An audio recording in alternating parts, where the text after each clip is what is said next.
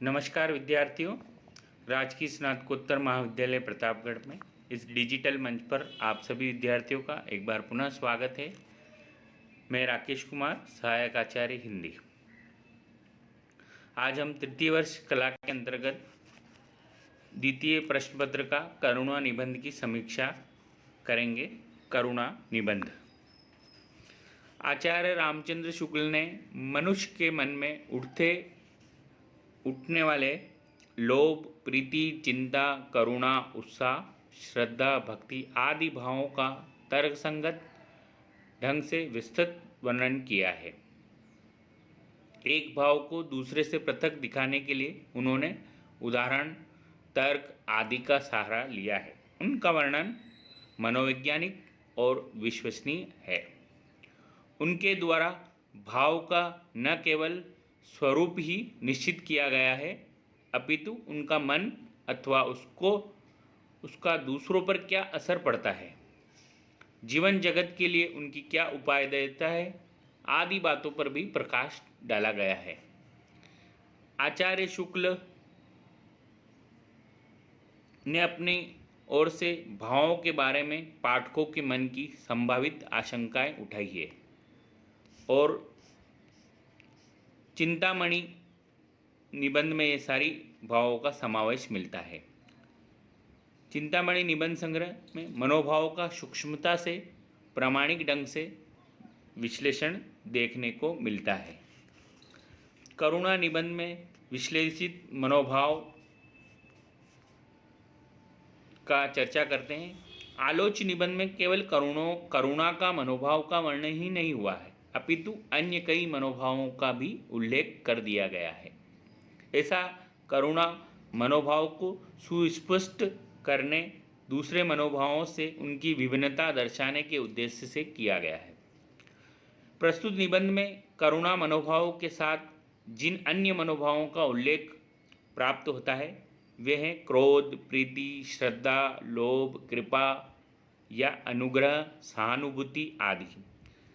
इनके अलावा प्रसंगवश मनोभावों की सहायक वृत्तियों जैसे अनुमान, स्मृति, बुद्धि आदि का भी उल्लेख कर दिया गया है। करुणा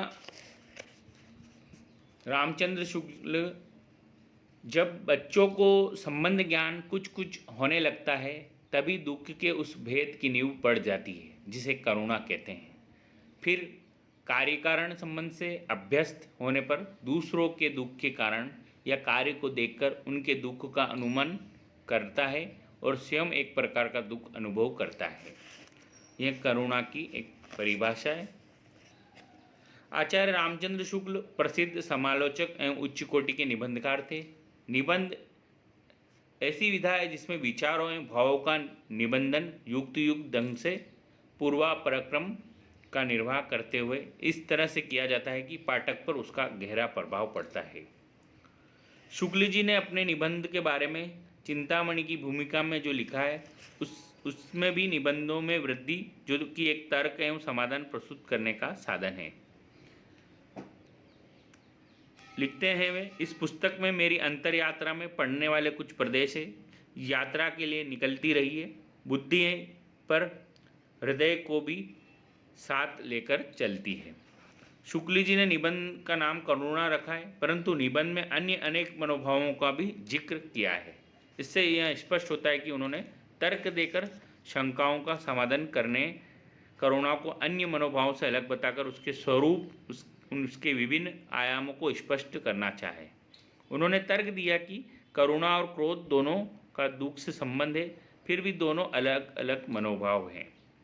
करुणा भाव तो किसी व्यक्ति को दुखी होते देखकर उत्पन्न होता है और उसके प्रभाव से वह उसका दुख दूर करना चाहता है, जबकि क्रोध युक्त व्यक्ति अपने क्रोध के पात्र को दुख देना चाहता है, उसे हानि पहुंचाना चाहता है। मतलब कहने का अर्थ है यहाँ कार्य कारण में संबंध है। करुणा चिंतामणि का चतुर्थ निबंध है। करुणा की मूल अनुभूति दुख के वर्ग का भाव है। किसी दूसरे को दुख देकर जानबूझकर मनुष्य को एक प्रकार का दुख अनुभव होता है जिसे हम करुणा कहते हैं। शुक्ल जी ने करुणा एवं क्रोध की प्रवृत्ति की दृष्टि से विरोधी माना है। दुख की श्रेणी में प्रवृत्ति के विस्तार से करुणा का उल्टा क्रोध है। क्रोध में दूसरों को हानि पहुंचाना की संभावना रहती है और करुणा में दूसरों की भलाई करने की बात है। यह एक तर्कपूर्ण समाधान आचार्य रामचंद्र शुक्ल जी ने रखा है। इसमें करुणा का संबंध सात्विकता से है। करुणा ही व्यक्ति के हृदय में सात्विकता की ज्योति जगाने वाली है। यह बात इस तर्क द्वारा स्पष्ट की गई है कि एक दुखी व्यक्ति पर करुणा किसी को दुखी देखकर उत्पन्न होता है, पर शुद्ध वियोग का दुख तो प्रिय को दुखी देखकर नहीं, प्रिय के अलग होने मात्र से ही उत्पन्न हो जाता है। प्रेमी को वियुक्त प्रिय के सुख का अनिश्चय रहता है, वह दुखी हो उठता है। इस तरह प्रस्तुत निबंध में सूक्ष्म भेद बतलाते हुए शुक्ल जी ने मनोविकार का विश्लेषण किया है। करुणा दिखाने वाले पर करुणा पात्र करुणा नहीं करता, श्रद्धा या प्रीति व्यक्त करता है, जबकि क्रोध या प्रेम करने वाले के प्रति क्रोध या प्रेम पात्र क्रमशः क्रोध और प्रेम से ही व्यक्त करता है। मानव जीवन में मन संवेगों का विशेष महत्व है। मनुष्य के अंतःकरण में सात्विकता की ज्योति जगाने वाली यही करुणा है, जो सामाजिक जीवन में स्थिति और पुष्टि के लिए करुणा का प्रसार आवश्यक है। करुणा द्वारा ही मनुष्य एक दूसरे की सहायता से तत्पर होते हैं। शुक्ल जी उन पाश्चात्य समाजशास्त्रों की मान्यता से सहमत नहीं है जो यह मानते हैं कि मनुष्य दूसरे की सहायता अपनी रक्षा भावना से करता है। शुक्ल जी इसके मूल में करुणा को ही मानता है। उन्हें सहानुभूति को भी करुणा का ही रूप स्वीकार किया है। करुणा में प्रतिदान की भावना नहीं होती है। करुणा अपना बीज अपने आलम्बन पात्र में न फेंकती, अर्थात जिस पर करुणा की जाती है वह बदले में करुणा करने वाले पर भी करुणा नहीं करता है। जिस पर करुणा की जाती है उसके हृदय में केवल कृतज्ञता, श्रद्धा या प्रेम के भाव उत्पन्न होते हैं। क्रोध और प्रेम तुल्य करुणा प्रतिदान नहीं चाहती है।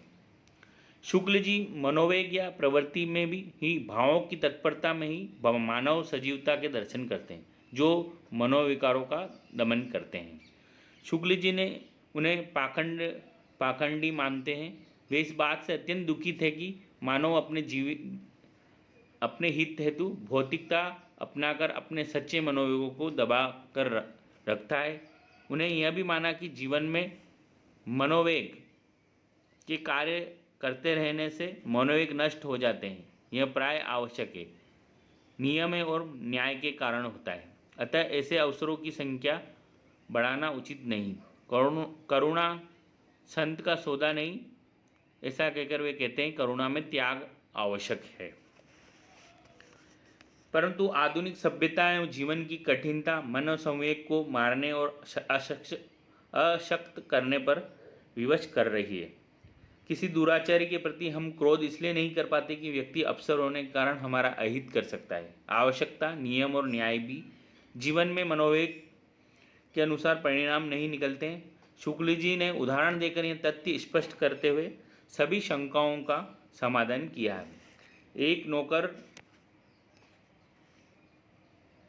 वृद्ध होने के कारण हमारा काम नहीं कर सकता, हम उसे निकाल देना चाहते हैं। शैव्य नियम के अनुसार हरिश्चंद्र को या शमशान का टैक्स देने के लिए विवश किया था। इस कारण हरिश्चंद्र करुणा भाव से युक्त होकर भी उसे टैक्स देने से छूट नहीं दे सकता।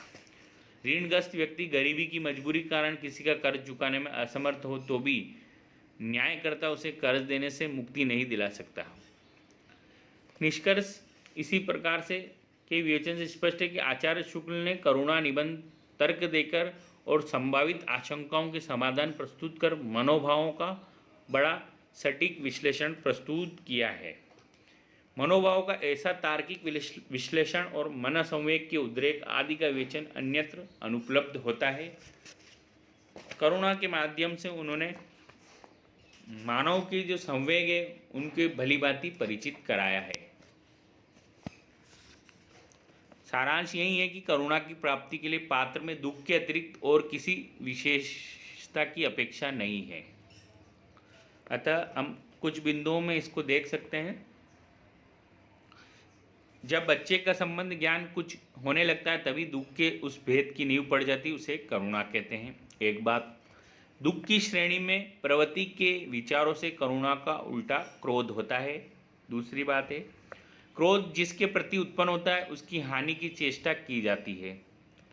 करुणा जिसके प्रति उत्पन्न होती है उसकी भलाई का उद्योग किया जाता है।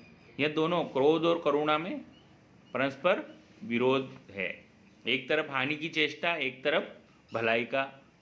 करुणा की प्राप्ति के लिए पात्र में दुख के अतिरिक्त और किसी विशेषता की अपेक्षा नहीं है। करुणा अपना बीज अपने आलंबन या पात्र में नहीं फेंकती।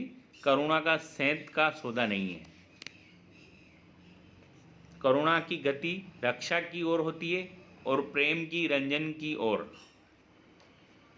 मनुष्य के अंतःकरण में सात्विकता की ज्योति जगाने वाली करुणा ही है। पर उपकार सरिस न भलाई, पर पीड़ा सम नहीं अदमाई। यह गोस्वामी तुलसी की उक्ति से भी चरित्रार्थ किया है। वन को निकरी गए दोई भाऊ, सावन गरजे भादो बरसे पवन चली पुरवाई। कौन बिरछ भर बीजत है, राम लखन दोई बात। यह प्रेमी को यह विश्वास कभी नहीं होता कि उसके प्रिय का सुख का ध्यान कितना किया जाए। करुणा का विषय दूसरे का दुख है, अपना दुख नहीं है।